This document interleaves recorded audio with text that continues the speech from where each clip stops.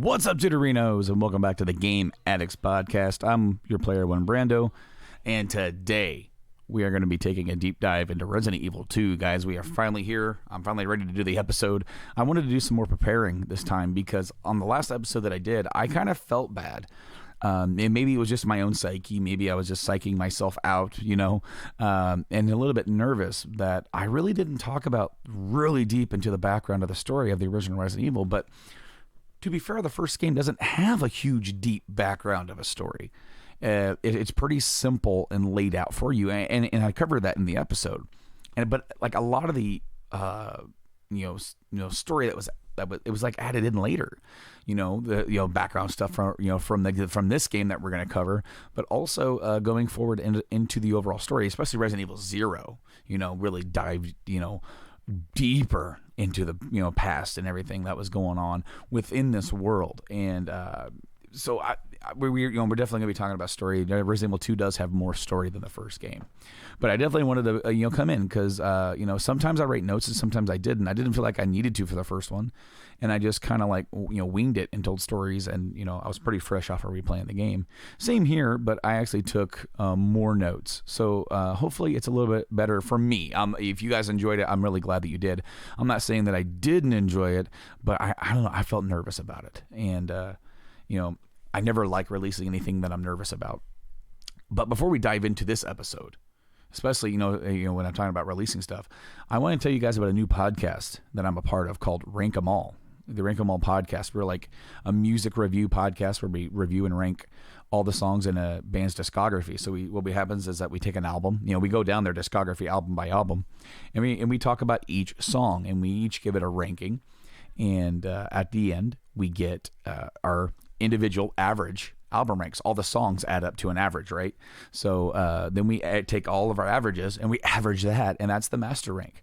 So then we have an entire discography ranked. We've ranked them all. We've ranked all the songs, and then we ranked all of the albums, essentially. So that has started over there at rankemal.rocks. It's also on podcast services. It's all the same places that this podcast is, I'm pretty sure anyway. If it's not, let me know. As well as YouTube. We have a YouTube version, and join us on Facebook because we do a lot of interactions on Facebook, and then we're on Twitter as well at Rank 'Em All.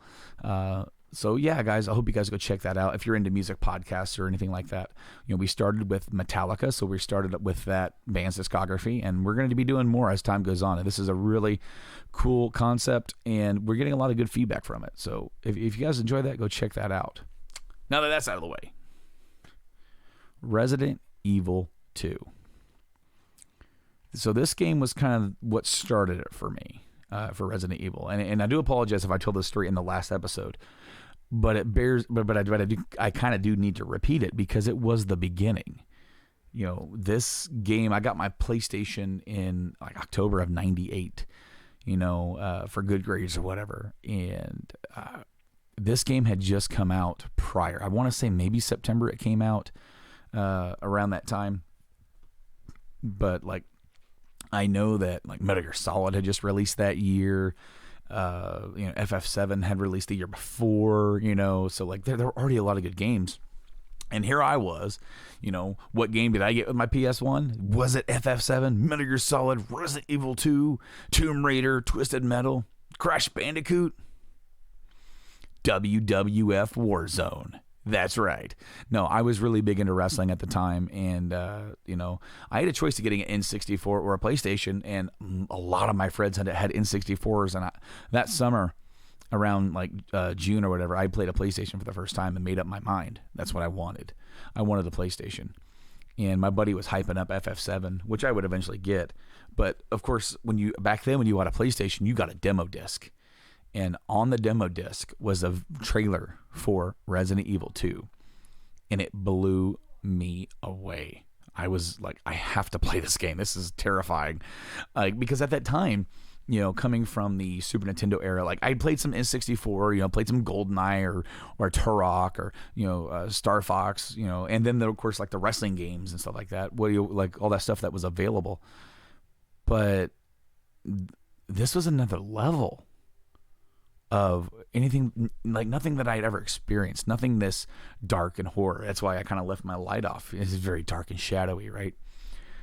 it was very atmospheric, and that is something that the first game lacked in a way. Like yeah, you were in a mansion and you didn't know what was around the corner. You had zombies, you had zombie dogs and giant spiders and tyrants and all this stuff and killer like vines that would come up and get you, and the occasional broken window and like underground caves and labs, but it was remarkably well lit. The original PS1 game is remarkably well lit. This game, you're still able to see pretty much everything that you can, but they took the level design to a new level, and that was what drew me in.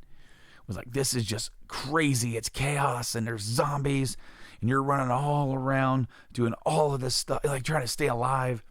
And I remember going to my local Hollywood Video with my dad. I want to say it was the weekend after I got my PlayStation, because the first weekend I remember I got it on a Friday. It wasn't a Halloween day, but like my local town always did trick or treating on like the Friday before, because then like up at the Lions Club we had like a weenie roast or something like that. So all the kids could go trick or treating and then walk up to the Lions Club and get some hot dogs and get some beverages or drinks or whatever. And then have like a place to hang out for like an hour or two. That's the fun like of a small town. Like we only had 600 people, where now in my town I'd have to drive my kids after we got done trick or treating to somewhere. And do something, and then take them home. Whereas like back then, hell no, you just walked around with your friends and got into trouble and, got candy, all that stuff. Anyway, so it was the next following weekend after I got the PlayStation, we went and re-rented the game, and I found this one. I remember holding it in my hand. It was 2 discs. I'm like, holy crap, it's 2 discs. My gosh, this must be a big game. And I brought it home. I put it in. And I was instantly, I had that sense of tension.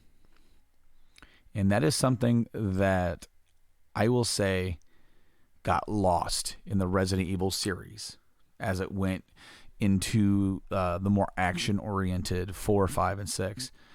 It's still a little bit there in 4. It's a bit different. But there's a level of tension. And I mean, when you go back and play the original game now, you don't really feel that as much if you're a more seasoned gamer. But I was a kid. That game scared the crap out of me. I remember how hard it was just to get to the police station. And that's like the first 2 minutes of the game. And then you get to the police station and you go down that first hall and the liquor drops down and you just don't know what, like trying to kill it, and it's jumping all around and it kills you. And hopefully you saved in the main hall, and you're like, now what do I do? Do I run? Like, yeah, dude, you run. You idiot. Anyways, no. I remember, like, getting to the police station, getting killed a couple times by that liquor, and I had to put it down. Because here I am. It was 98, so I was, like, 12, So I'm, like, going into my teens. But this is the first time. Like gaming was a different beast back then. I mean, now you have so much, and there's so much, less to the imagination. Even I know I sound old, but I mean that I had never seen anything like that or experienced anything like that. And it was one of those things that like I tried to play it like late at night. It was dark in my room, just like this. That's kind of why I left the light off. Sitting there with nothing but the light of the screen on me, trying to work my way through this police station. I don't even know if I made it out of the police station by the time we had to take the game back on Monday or whatever. Man, that game scared the crap out of me. But no, that was what sparked it, because then for Christmas, I think I got like $20 for Christmas. Okay, that's not all I got. I got gifts.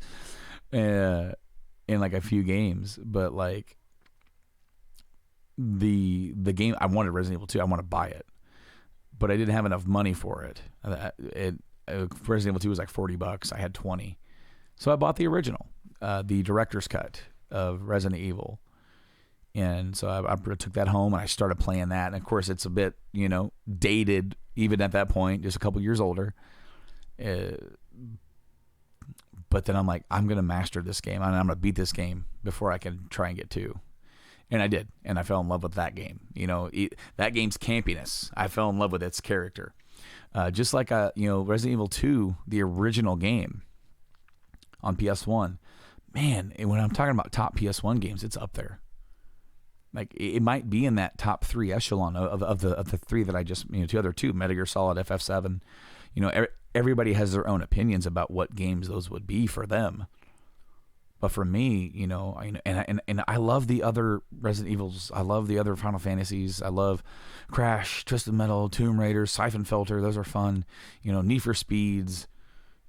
The list goes on with other RPGs and platformers, action games that are all great games, and I have a lot of them in my collection.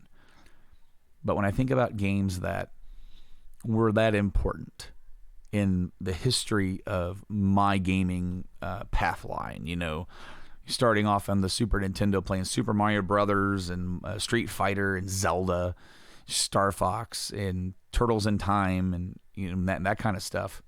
Never really played RPGs or anything like that on the Super Nintendo that much. I didn't get into that until the PlayStation. But with the PlayStation, it wasn't Metal Gear or Metal Gear got me into that storytelling aspect of gaming that I was hooked into the story. Final Fantasy VII got me into RPGs and into the storytelling of that as well. But before those two, about what got me hooked on the third person action style games that had like the atmosphere to suck you in, it was Resident Evil 2 without a doubt. So Resident Evil 2 came out in 98, and the gameplay it's still the tank controls. It's that forklift style. If you go back and try and play it today, if you hadn't played it before, it's gonna feel weird and clunky to you. However, even though it's still the same gameplay style, it feels like a step up. It feels a little bit more responsive. It's hard to explain. I feel like when I play Resident Evil 2, even with the tank controls, it's better to control than the original Resident Evil. And maybe I'm wrong, but that's just kind of how it feels to me. And what they were able to do with this sequel, and you might hear me say this again later, this was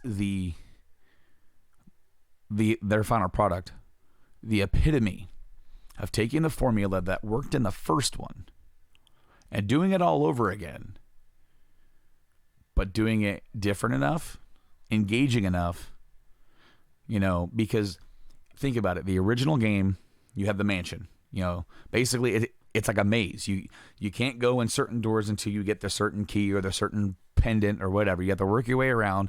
It is very linear. Like, you're allowed to explore, but you're blocked off. So you can only go in certain rooms, certain doors to find the things that you need to get to go forward. And they did that with the police station in 2. It was the exact same formula. And then in the first game, it's the caves, right? You have to work your way through the cave section to get to the lab. Resident Evil 2, you have the sewer section, which makes its way to the lab. So when you think about it, on the base level, they're the exact same style they did the exact same thing.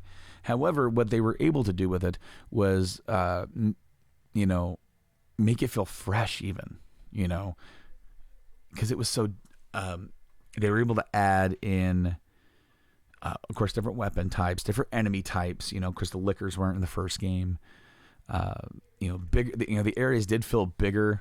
And the game wasn't necessarily longer, but it was though, because they added in the other scenario. So in the original game, you have Jill and Chris as your playable characters. That's it. You play as those two, and like you have to, with Jill, you had Barry around to kind of help you out, and with Chris, you had Rebecca. So there was that sense of partnership there, but then there was always someone else that you had to save. And you had 2 different pathways, but literally they were the same game, just through different sets of eyes. With this one, you have a scenario A and a scenario B for each character. So there's a pathway A, pathway B, because the characters, depending on who you select, they get split up in the very beginning of the game. Now, what's really neat about this is that no matter what you do, when you play the first game, you're going to start, or play the second game, I'm sorry, when you start the game in the beginning, you start off on pathway A, scenario A every time. It doesn't matter if you pick Claire or Leon, you're on scenario A. After you beat that and complete the game, now you have the option of starting a new game, scenario A with the other character, or using that game save to start scenario B. So now, like, you're going on a different pathway. And what's neat, and I liked how they do this, it was so cool back then because you didn't see a lot of this, where things that you did affected the other, like what you did in scenario A, there's a few things that would affect scenario B. So like there's specifically, there's some windows that you can fix or not fix if you have these wires. And if you fix them in A, they'll be fixed in B, which will actually help you out a little bit. Also, there is a weapons locker where you find a hip pouch to carry more items and a submachine gun. Now, in scenario A, you can take both of them and be like, all right, I got some cool stuff. I'm ready to go. However, it even says in the game, which one do you want? Maybe you should save the other one for Claire or for Leon. Whichever one you do not take will be there in scenario B when that person gets there. So that is really cool. And there's also something at the end of the game with like you have to register your handprint. And so the first time around, the person will go through the issues like you need 2 people to unlock this door or whatever, and then you have to make sure that you do it in scenario A, and then so in that way in scenario B, you got to remember to do it that way. Then you now have said technically you have used 2 people to unlock this door. Very interesting, very cool, very meta in a way. Just kind of like what Metal Gear Solid would do by like acknowledging the player or like the memory card. This really isn't on the nose, but it's really cool gameplay integration of utilizing these 2 characters' different paths, because you didn't have to do that, but it's really neat that they included it. But this game, Resident Evil 2, the final product wasn't the original plan. In fact, the original version of Resident Evil 2 was completely different, and it even had a completely different character. Claire wasn't in it. It was like Eliza Thornberry. No, I'm kidding. No, but like it had another character named like Eliza or something. I can't remember her name. And so it was like Leon and like Eliza, and like even Chief Irons was a different character completely, and the police station was completely different. It looked more modern. Whereas like Resident Evil 2, it looked very like I don't know, Art Deco, or just very like over the top. Even more over the top than the mansion. Like, you almost expect the mansion to be over the top, and even like that, they went over the top. But this, like, the police station's overkill. Like, it is so, like, how does this really function? Like the hallways are so long, and like, here, quick, run this report over there to the STARS office. And the dude's doing a marathon to get over there. And then they're like, all right, cool. Now run back down there and give this to him. You imagine the guy that has to run those papers? Man, he's got to have good stamina to get across that, that police station. It's nuts. It's not practical at all. They're there are no elevators. They're just like a couple of staircases. It's like 2 staircases or 3 staircases or whatever. And in fact, even in the main hall, you can't get to the second floor from the main hall in the original game. You have to like, crap, all right, I got to run all the way around the building to get to the staircase in the back so I can run over there, get over there. And then I got to run down that hallway, run through this hallway, run through that hallway, go through the library. Now I'm on the second floor. Okay, so now I got to go to the office all the way across. I got to run all the way over there. Oh gosh, can you imagine when there isn't a zombie apocalypse? Just no wonder this police team doesn't do their investigations the way they should, or get anything done, because literally they're just running around the police station with their heads cut off. But no, the original design of the police station was completely different in that original version of the game, and there were aspects that got carried over. Like certain characters are there, certain ones were changed. And the story aspect was completely almost overhauled. But for some reason, it didn't meet the quality standards, I guess, of the director of the game. And he decided to completely scrap it and start over And that's what they did. Now, you could find that original game somewhere out there on the internet. I don't know where it is. I've never actually played it or seen it, but there's a version of it that is playable, and it's called Resident Evil 1.5. It's the game we never got. And it is fascinating. You can find it on YouTube if you want to, see gameplay of it. I've seen Bakba Soup or whatever play part of it, or it's really neat and interesting to actually see, because people are actually going through to try and complete it, if that's even possible. Man, Resident Evil 2 though, the final product. The guy made me, I'm sorry, the guy made the right decision. In my opinion, because the game that we got was just absolutely phenomenal, if I could say. Like it was a step up in every way from the original game. But the opening of the game, when I first put that game in my PlayStation, it left me in awe and terrified. Like literally standing there as Leon, there's a big explosion. It's like, go to the police station, I'll meet you there. And then it goes into it. It's like, you've entered the world of survival horror. I'm like, oh my gosh. And then you're just fire all around you with zombies all around you. And you just have to run. And you're like, oh my God, what do I do? And then, going back to this game after having played the first game, as I said, I got the first game for Christmas, but going back to this game eventually later on, to now that I've got my Resident Evil pants on and I know what I'm doing as far as the gameplay goes, whereas on that first weekend I really didn't have that. It was such a treat, I remembered my experience from before, being terrified, and then going to the original game, and it wasn't as terrifying, but still scary in its own way. But man, it was hammered home so much more that we're not in Kansas anymore. Like this game immediately sets it up as like a step up. And yeah, so Leon's one of the characters that you can pick. Leon is a rookie cop on his first day. Why the heck is he coming to town? How did he not hear anything? If things are this bad, this fast, and like are they doing like the Umbrella has to be doing news suppression? There's no other way about it, because how does he not know not to show up?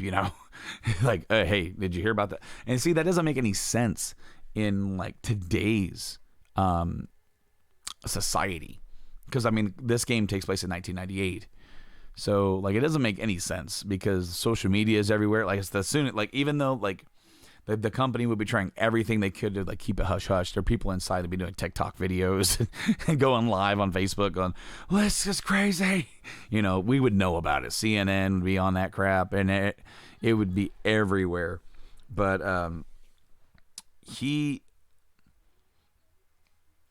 the characterization, okay, so like one thing that Resident Evil 1 had was the bad voice acting, like with D-list actors who couldn't get jobs in like infomercials, for God's sakes.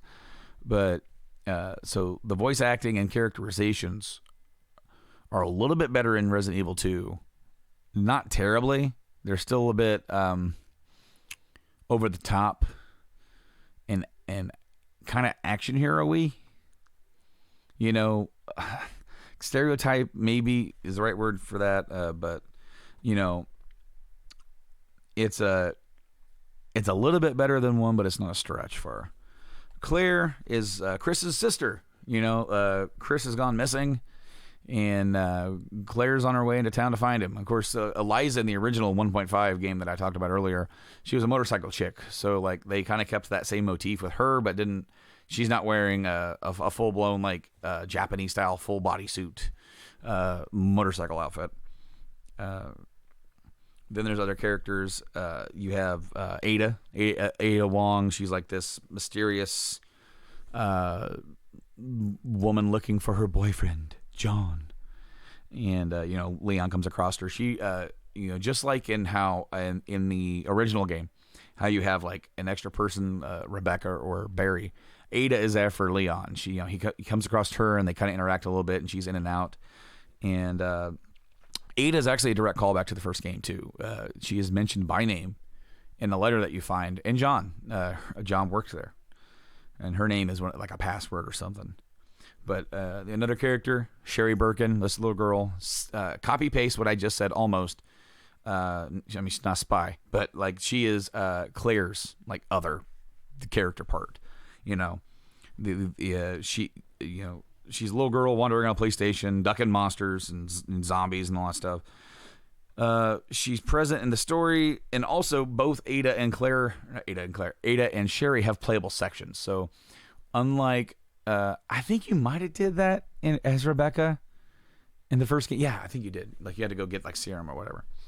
But in this game, there are sections where you take over as Ada and as Sherry, and I want to say that sections are pretty much the same as like it's kind of like a fetch quest or something. But that's pretty much it. And I think Ada gets, I can't remember if Sherry gets another one too. Maybe there's another section in the sewers. But then Chief Irons is, he's in this one, and different from the 1.5 characterization. He's a complete psychopath.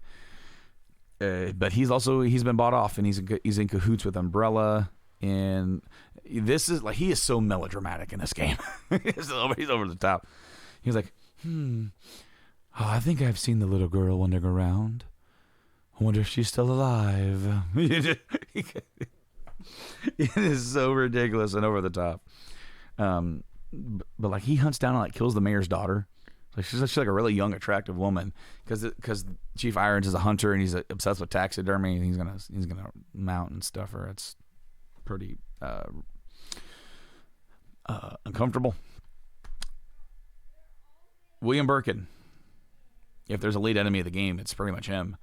He's the lead scientist in Umbrella's Raccoon Lab, and he developed the G virus, new virus, kind of variant of like I'm not sure if it's based off the T virus or if it's a variant, but it's a new one. And he comes across as very Bond villainy in the original game. He's like, "You've come for my precious G virus. You will not get it." So Umbrella, of course, like sends people to go get the virus and guns him down, and he injects himself, and he becomes a big giant monster. The G virus is different from the T virus because it's like it's like an evolving virus, like it mutates, and it almost seems like it mutates the more damage that you do to him, like he changes. So it's like makes the perfect bioweapon, because if you remember, that's exactly what Umbrella's doing here with these viruses. They're making bioweapons. That's my headcanon for why zombies can take more than like 1 or 2 headshots sometimes, or 7. Sometimes you don't get a good enough shot, but like that's why, because they're not just a regular zombie with a knife to the head. They're dead. It's like they are a weapon, and they just keep going. And the G virus, after William injects himself, like you have a couple different boss fights with him where then each time you face him, he's in a different form. So like each time you beat him and cause more damage, then he mutates a little bit more. And the more that he mutates, the more that he loses himself, right? Annette is his wife, Annette Birkin, and workaholic, and supports her husband to the end, even to a fault. And will stop at nothing to bring down the people trying to stop them or get in the way. But then you have a couple of other side characters that are here. Kendo, the gun shop owner. In the very beginning of the game, he's the gun shop owner. Freeze! What are you doing here? You even find a note. I can't remember if it's in this game or whatever. It's a note from Barry's good friends with Kendo or whatever. Or apparently the whole STARS team is as well. And then Marvin, he's a fellow officer. He's the officer that Leon finds bitten. And then he kind of gives him a brief summary of what happened with Umbrella, and that the STARS team had kind of broke this case, that nobody believed them. But then of course, when you find him a little bit later, he actually turns, so that's kind of really neat, because as far as I'm aware, that is like one of the first instances in this series of, because in the first Resident Evil, you find that diary read, or that you read, where you follow this guy through him getting infected and him slowly losing his mind. But in this, you find Marvin, who's injured, And then when you come across him, you see him turn. Like he comes after you. So that's the first time that you actually get to see that. Another character in the story is Ben. He's a journalist who's got the scoop on Umbrella. He's locked up by Chief Irons. He's going to break the whole case. However, it also really isn't. I don't think he has any hard evidence of anything. So the story for this for the original game, I've already covered some of the stuff there, but after the events of the original game at the Spencer Mansion, the surviving Stars members bring their case that they found that Umbrella was behind the whole thing. Well, Umbrella, and then they were also betrayed by Wesker. They bring it to Chief Irons, but Umbrella already has Chief Irons in the pocket. Pretty much the whole town is in Umbrella's pocket. And then they're aware of what they're doing, or at least to an extent. They're bought off. They don't, do everything to keep everything off their back. They're really rooted into the local government. And this eventually, since the Stars members have brought this forward, it makes them marked and targeted by the company.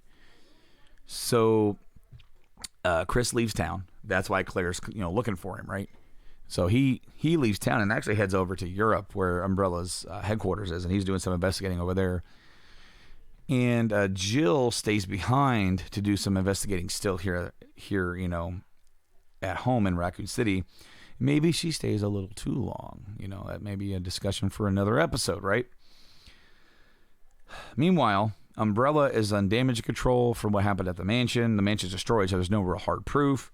And then Birkin.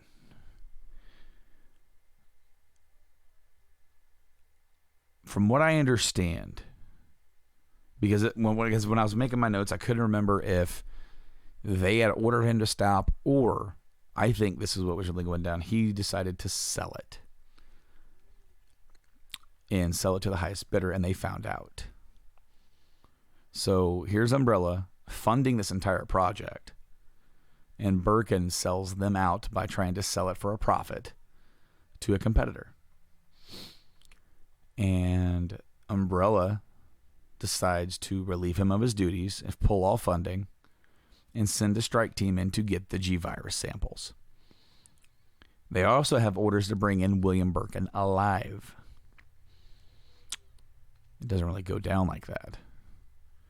He pulls a gun, and one of the Umbrella operatives opens fire and kills him, or fatally wounds him. He's hit multiple times, and they are told, now that he's dead, just bring in the sample. Before he actually dies, though, Birkin takes one of the samples that they didn't take and injects it into himself. And he pretty much stops those operatives from leaving the city. And the G-Virus, see, and this is where it's a bit confusing. When they stole, did they have samples of the T-Virus too, is what I want to know. Because if the G-Virus was in everybody, because not all the zombies are like metamorphing, and when you put damage on them, it's just William Birkin and maybe these other couple of G creatures that you find that can because what they can do is that they can reproduce by putting embryos inside other living things, right? That's something that the G infected monsters can do. But the zombies can't do that. So I wonder if some of that was in there as well, because they were using that as a basis, maybe. But after William Birkin's eating vials of, and then of course this stuff's getting everywhere, and then rats are pretty much the direct spread of the virus in the city within days, maybe even a week. I'm not even sure when. It seems like it's when within days that the entire city falls, and it's fast. So Leon and Claire ride into town together unknowingly. They meet up and they go to the police station and make their way individually through the police station. Of course, Leon finds Ada. Claire finds Sherry. So that's when the story kind of deviates a little bit, because then you find out that Chris and the other Stars members are not in town, right? But then, like, you know, Ada's not who she said. She isn't who she says she is. She's like an agent or whatever, looking for the G virus. And Sherry is basically parentless at this point. She's been running around.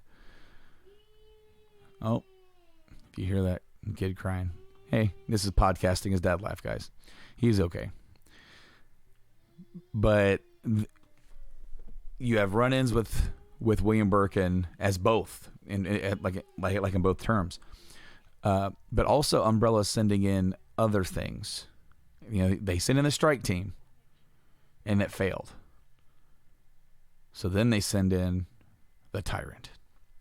And of course, we see the Tyrant in the original Resident Evil. And in this game, it is a more weaponized version of that, wearing a trench coat. His name's Mr. X. And what's interesting is that this is the first time we don't really get to know or see that in the original game. It's in the remake that we see it. And I am going to talk about the remake and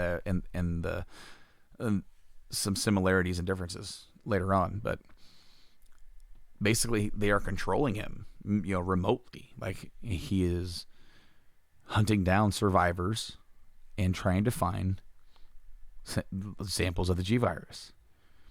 And of course, he's hunting Sherry. So at first you're thinking, oh crap, he's hunting Sherry because it's William Birkin's daughter, survivor, all this stuff, to kill her. She's wearing a pendant, and in the pendant is a sample of the G virus she didn't even know was there. So of course you end up, Leon ends up getting shot by Annette Birkin. You find out that Ada, see, there's like a connection thing with Leon and Ada, where like Leon kind of like falls in love with her, or it's like an implied romance where she's kind of falling in love with him. But of course, she doesn't work. She doesn't work for Umbrella either.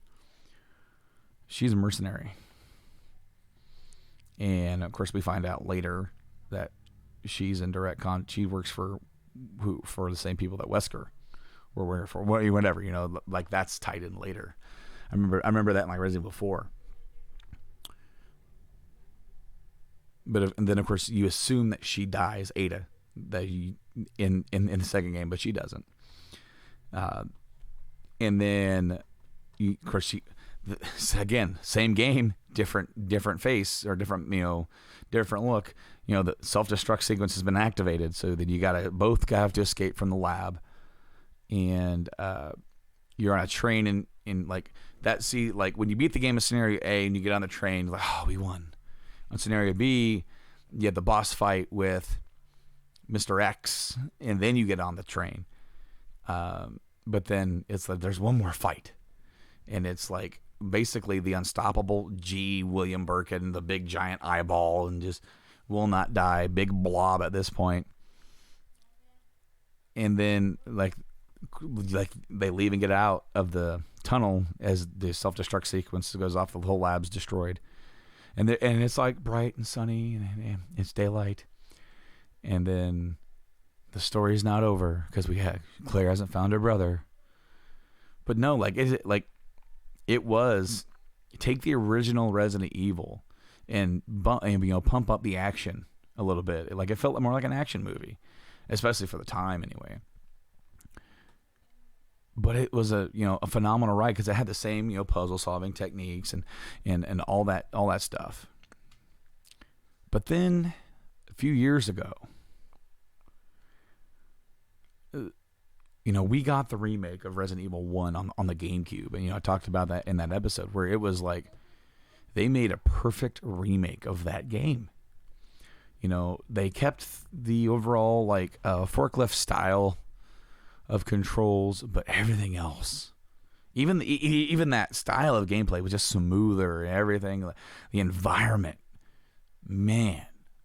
So what they did with the remake of 2, of course, this is coming off the heels of them doing Resident Evil 7, right? So Resident Evil 7 kind of refreshed the Resident Evil series. As I said, you had the first 4 games, and then of course you had the remake, and 0 was another one, another additive to that style.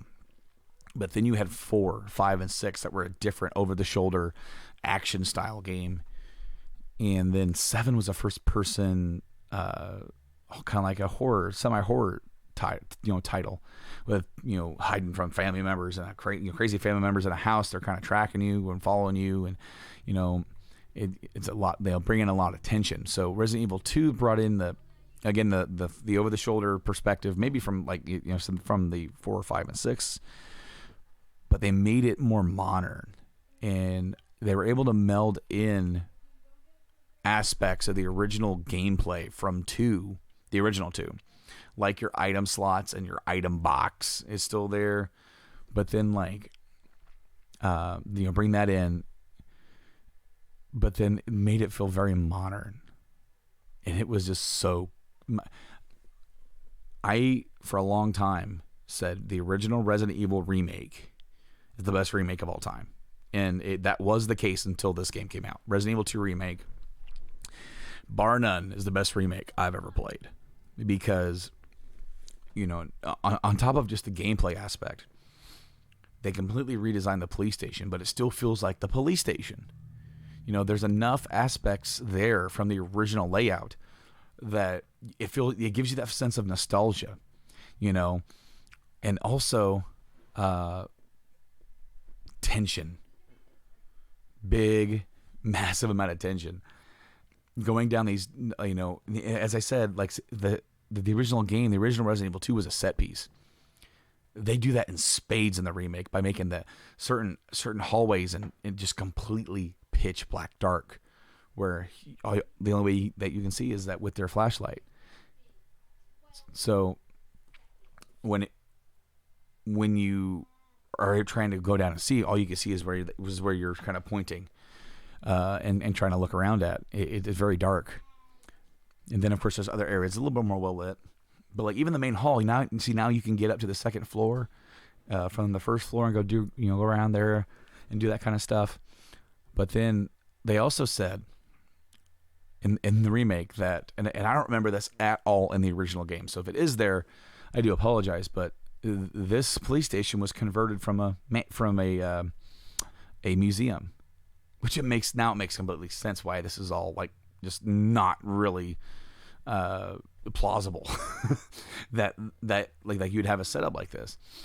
But now it makes sense that this was a museum, like it had artwork, which is why it was full of this weird artwork, but so on top of that, they've changed the layout a little bit. They've changed whereabouts and the ins and outs of where you go and all that kind of stuff. But some of the stuff is right there, and it's pretty similar. Like changing the way you get to the garage of the police station, but that garage is still there, And then when you go to that garage and come back, Mr. X is there. So Mr. X was only originally in scenario 2, and he seemed to just show up and follow you, but he wasn't really following you. It was scripted. So like when you got to certain points in the game, he would bust through the wall or come around the corner at you, and then you had to try and either kill him or run away, and he was always very slow and sluggish, and he just always trying to hit you and shit. But in this game, they brought in some of that family member stalking type thing from 7, where when you go back into the main police station, because I like the way that they did it, because they purposely made it to where there's only a few things that you really had to do left in the police station at this time. And both of these things were on separate sides of the building. So you had to use this key to get this one thing for the library, and then you had another room that was on the other side of the building that was like around like the interrogation room or whatever, to get down and get the STARS badge or whatever. But literally, after you encounter Mr. X in the main scenario,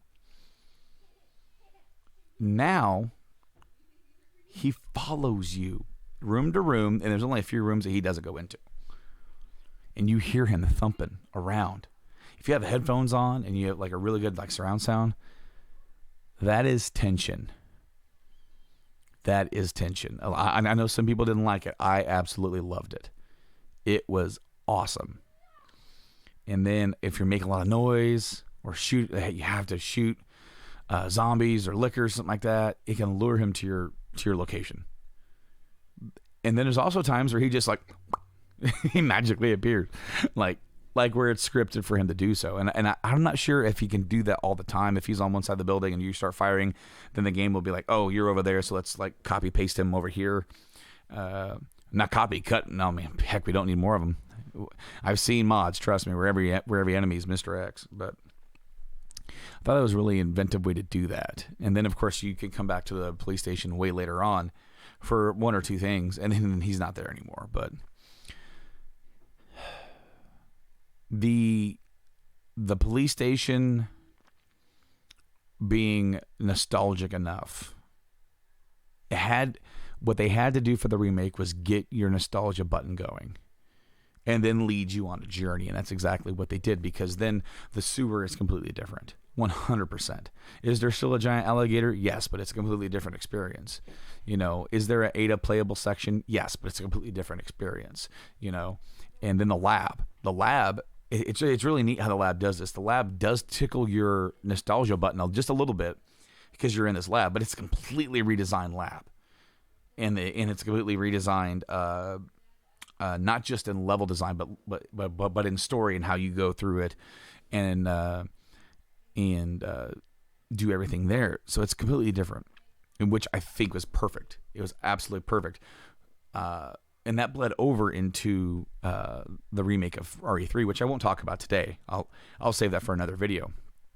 But the other section I want to talk about is when you play as Claire. You know, because you don't go down into the sewers the same way.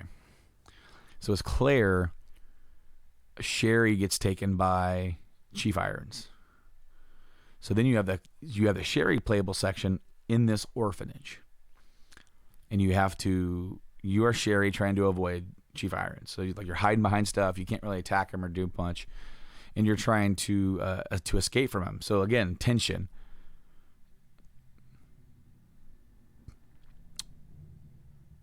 But that's when you find out, when you read files later, they were experimenting on these orphans, Umbrella, and Chief Irons knew, and they had a pathway to the lab from the orphanage, and they were infecting these kids with the G virus. God, it's like the game doesn't hammer you over the head with it, but if you bother to read it, it's there. And it's like, that is heavy shit. So in Claire's story with Sherry goes a little bit of a different direction, where she does get in the original game, I didn't mention this, she gets infected, and one of the things you have to do as Claire in the lab in both versions is try to synthesize like a cure, right? And then you have to do that, because she gets William infects her, like I said, all the G virus infected monsters can plant embryos and then make monsters, and they bust out of your chest like the damn aliens, right? Like the little chest bursters. But it's really susceptible for when the original person who's infected, if the other person has very similar DNA. So that's why she was infected, and it just didn't kill her and bust through her really fast. Through other people, it does. Like they do. Like that's called like a rejection or whatever. Chief Irons, that happens to Chief Irons in like in the remake. I think in the first game he's just cut in half and whatever, but in the remake he's infected and it kills him. So in the remake, you cure Sherry and then you leave. So they changed the scenarios. So in remake you do have scenario A and scenario B, just like last time. However, that was one of the things about this game that I thought was kind of the least like the original. Like it almost seemed too similar. B seemed too similar to A, and the things that you had to do But they made the most differences between Leon's path and Claire's path. So whereas those paths are already built in to be different in the original game, and then you had the scenarios be even more different. In this game, the emphasis is on the paths being different, and the scenarios are just also like the little extra fight here, or like a little bit different thing over here. And I believe, I can't remember if this happens in both Claire's scenario A and B, but like Mr. X is following her after the orphanage, and Mr. X gets killed by William Birkin. And then you don't see him again pretty much ever. Whereas Leon, it's a bit different. So there's like, so also think about that. There are two Mr. X's here. One's chasing Claire or probably more Sherry, and then one chasing Leon. So there's that. But then of course you also have that same instance of the extra fight at the end with the big blob, William Birkin. Whereas, like, I think the two different stories merge, where you're on this big elevator with Claire, and you're fighting William Birkin, and then Leon, you're on another different kind of elevator, kind of like more of a platform elevator, and you're fighting Mr. X. So like they do a lot to make them different. As I said, Resident Evil 2 Remake, it's taken the spot from the original game for me. I played, when this game came out, I couldn't quit playing it for like a month. And even then, I keep coming back to it because it's so good. You know, my opinion on the third game's remake is not necessarily in the same light. And I will be talking about that in a future episode. I'm not sure if that's going to be the next episode. It will be the one coming up. It will be the next deep dive that I do will be Resident Evil 3. And it will probably be a lot shorter because it's a lot shorter of a game. But before we, before like we dive into that, I will say I don't dislike it. I do like it, just not anywhere near as much as the original 2 and the remake of 2. Both are phenomenal games, and you cannot go wrong. Resident Evil 2 remake made me fall in love again with the whole Resident Evil, like, because I skipped out on 7, guys. 6 turned me off so bad. I haven't even finished 6. Turned me off so bad that when 7 came out, I'm like, yeah, nope, not playing it. So it wasn't until I played 2, very similar to my story. Even though I didn't rent 2 this time, I went back and I played 7, and I like it. I like it a lot. I'm looking forward to Village. I'm not sure if it's a day one buy for me, but simply because games are so expensive now. You know, if I do play it, it'll be on the PS5, which I didn't want to start at the beginning of the episode and say it. I got one. Finally got one. I don't have it yet in my possession, but I'll tell the story about how I got one on the next episode of the Game Addicts podcast. This episode has been the deep dive in Resident Evil 2. There's probably more to talk about. I mean, I didn't really touch on Hunk. There's a whole side story, and that's another thing. I want to wrap up the episode, but so there's like side games. There's like a side game thing where you it's like a survivor thing, but you got to make your way through. It's like a time thing where you're playing with Hunk. It's the surviving member of the Umbrella thing. And then if you beat that, then you get Tofu, right? Oh crap, that's not okay. So episode's not over yet. I just remembered. I would have hated myself if I didn't talk about this. The remake of Resident Evil 2 went so far into updating some of these characters. Marvin is awesome in the remake.